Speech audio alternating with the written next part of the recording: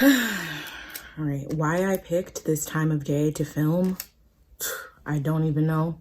I apologize in advance if you hear any weird noise because I'm right next to my window.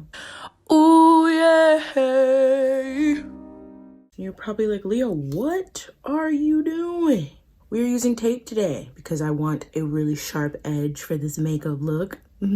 Hello from my side of the screen, I'm Leah Mojo. Welcome to my channel where I retell stories from the Bible while doing my makeup. If you're ever interested to know what products I use on my face, I always link them down in the description box below. And if you're interested to know where I purchase my personal study Bible from, I also link that down below as well. So grab yourself a drink, make yourself comfortable. But first, disclaimer. I am not a pastor, nor theologian, nor historian. I am simply a lover of Jesus and makeup. That's it. I encourage you to read the good book for yourself. If you have any questions or doubts, that just makes you human. Not here to change anyone's opinions, but I do hope that this series is life-giving and opens us all up to exploring and stretching our individual faiths whilst encouraging us to think outside of ourselves. Cool? I bet. Let's get into it. Today's Bible story will be coming from Genesis chapters 10 through 13. Last week we talked about God literally throwing the entire earth away and starting from scratch with Noah and his family on the ark. However, wickedness is still a thing because we're human, and wickedness, unfortunately, is a thing in which we excel. So Genesis 10 doesn't really have any plot points, and it's pretty much just listing Noah's son's bloodline, just basically covering the creation of a bunch of cities and rulers, clans, nations, all that. Not super essential to today's story, but I always encourage you guys to go back and read the chapters. If you want to know the details, chapter 10, Genesis, it's available for you in the Bible. Moving right along to chapter 11, which tells the tale of the Tower of Babel. A short but important story. Now apparently, everyone in the world at that time only had one language. Oh my God, could you imagine? One language? No need for Rosetta Stone? No need for Google Translate? What a world. So at this point, a bunch of people in the earth had decided to all move eastward to a place called Shinar, I hope I'm saying that right, which is located in northern Babylonia, and they all decided to try and build a city there.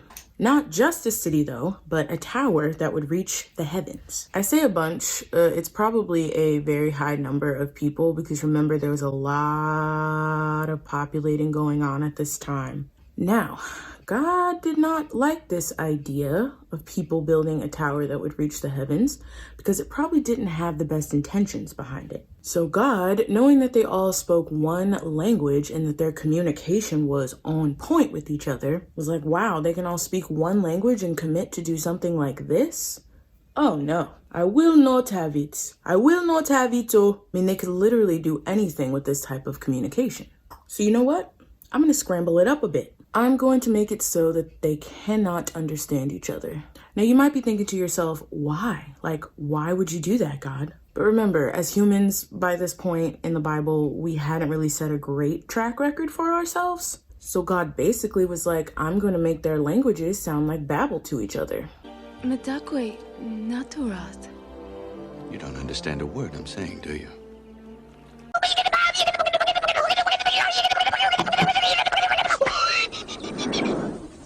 Hence the name, the Tower of Babel. And so he scattered the people all over the earth and scattered their languages. Now this is most likely, as a theologian or a historian would probably say, how we all got these different people groups with their own languages scattered all over the world. So after this event, the Bible goes into a bunch of begats. And as I mentioned previously in my second video, the begats are the bloodlines of the Bible. And the begats here land us on our next major Bible character. And his name was Abram, later known as Abraham. Yep, the father of nations himself. So Abram is fairly young at this point, I'm guessing. It doesn't really specify his age in the Bible, but I'm assuming that he's pretty young because he's got a lot of life left in him. He's told by God to relocate from his homeland where he's currently living and relocate to some unknown place that God hasn't told him yet, but he's going to lead him there. God tells him, listen, my guy, I'm going to bless you. Hardcore, you're going to be the father of many nations. So listen up. But to do that, you can't stay here, buddy. Oh, no. You have to travel a little bit. So him and his crew, which consisted of his wife, Sarai, his nephew, Lot, and all of the other people that he had acquired in his homeland, they all headed for a place called Canaan. Now, people were already living in Canaan, and they were called Canaanites. But God tells Abram when he arrives that one day, this land will belong to his offspring. So a bit of time passes and a famine comes to the land of Canaan. It was a pretty severe famine, in fact. So severe that Abram was like, listen, I can't stay here. I'm finna starve. So, and I ain't signed up for that. So, all right, I'm finna head out. Y'all be easy. He decides to live in Egypt for a little bit until this famine kind of blows over. So he packs up his wife and probably Lot too, because he's followed them everywhere else. So, and they all head on to Egypt. Now, I should probably mention at this point that Abraham's wife, Sarai, was apparently like super attractive. So on the way to Egypt, Abram is like, hey, listen, babe, these Egyptians, man, they do things a little differently. And if you haven't noticed, you're hot. When these Egyptian men see you, they're going to want you. No ifs, ands, or buts. So they'll kill me because I'm an obstacle. I'm in the way as your husband. But if they don't know I'm your husband, they'll let me live. So, Sarai, baby, sweetie, darling, dear, my little love muffin, I need you to pretend that I'm your brother instead of your husband. And that way I pose no threat to them and I can live. Sarai was probably like, believe you don't. But she goes along with it because I guess it kind of made sense for the time. And she loved him. She didn't want to lose him. All because she was drop dead gorgeous. What's a little lie to save my husband's life? So he'll become my brother. Nothing creepy about that. So they arrived to Egypt. And sure enough, just like Abram predicted, everybody sees Sarai and is like, shawty a little baddie. She my little boo thing. Shawty got that fat. Whoa.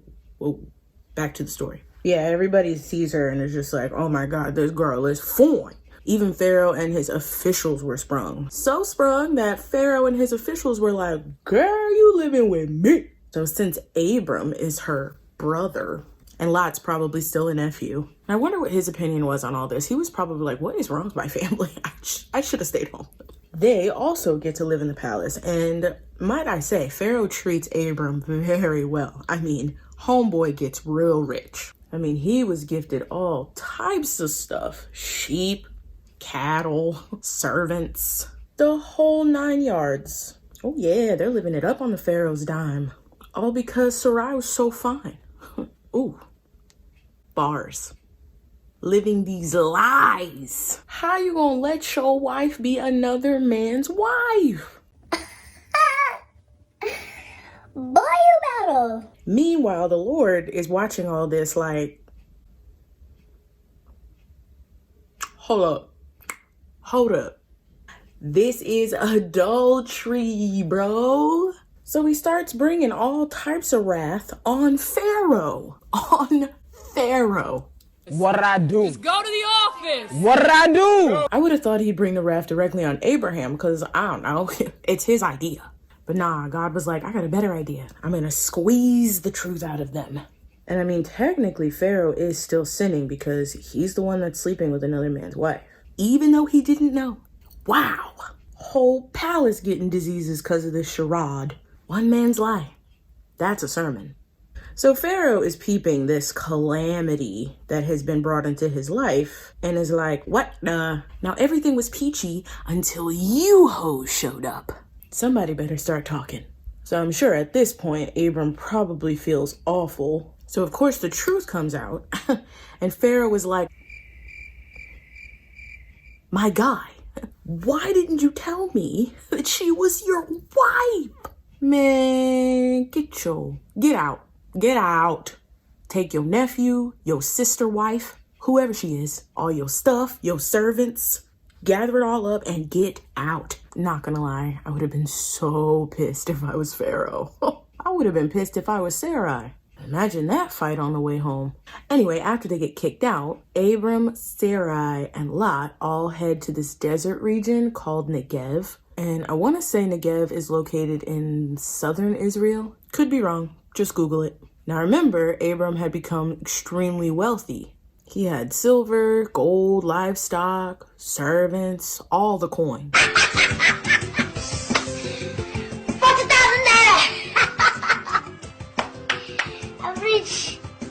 Now, they didn't stay in Negev. From Negev, they kind of hop around from place to place until they reach a land called Bethel, or Bethel, however you want to pronounce it. Now, mind you, his nephew Lot had also become pretty wealthy, by association, no doubt, but wealthy nonetheless. So now here they are, both rich, uncle and nephew. And they got to a point where the land just wasn't big enough for the both of them, and all of the wealth that they had acquired. Remember, wealth back then wasn't just your bank account. It was how many servants you had, how much livestock you had. They were probably running out of space. I mean, that place was bursting at the seams. They both had so much stuff and so many people working for them that they couldn't really stay in the same area. This land ain't big enough for the two of us. Wow, I'm really sorry about that. Then on top of that, the Canaanites also lived there, along with another people group called Perizzites, not parasites, not the bugs. Perizzites? I don't know. It's probably pronounced Perizzites, but Google me if you care. So, I mean, yeah, this place is bursting at the seams with people. So when there's way too many people in one crowded, cramped space, tension ensues. Fights ensue. So one day Abram is like, all right, Lot, listen up, man. I don't want your herders fighting with my herders. And you're my nephew. I don't want all this tension between us. How about we just, I don't know, split up? So Lot was like, all right, bet. So Abram stays in the land of Canaan while Lot moves a little eastward, closer to a city called Sodom. Ooh, child, if you ain't heard of Sodom, this place was popping in the worst way. Sin City. Baby. Everybody in Sodom was wicked. Just sin everywhere. Our poor Lottie Poo is having to move next to this den of thieves. Whatever are we supposed to do? We'll get more on Sodom in next week's story because it's a lot. So once they're in separate areas, Abram is talking with God like he always does. And God just reiterates to Abram the earlier promise that he had made before Abram set out from his homeland. He says once again, Abram, I am going to make you the father of many nations. Your descendants will be as numerous as the stars. Go on and take a walk through your land. Take a walk. Take a walk. Look at the dust. Okay? Do you see the dust? Do you see the particles? Can you count them? No? That's what I mean by numerous as the stars. That is going to be your bloodline, Abram. This is only your beginning. Oh, beautiful. What a promise. Obviously, I titled the story Abraham's Beginning because really, it's just the beginning. We've got a lot of life left to cover for this man.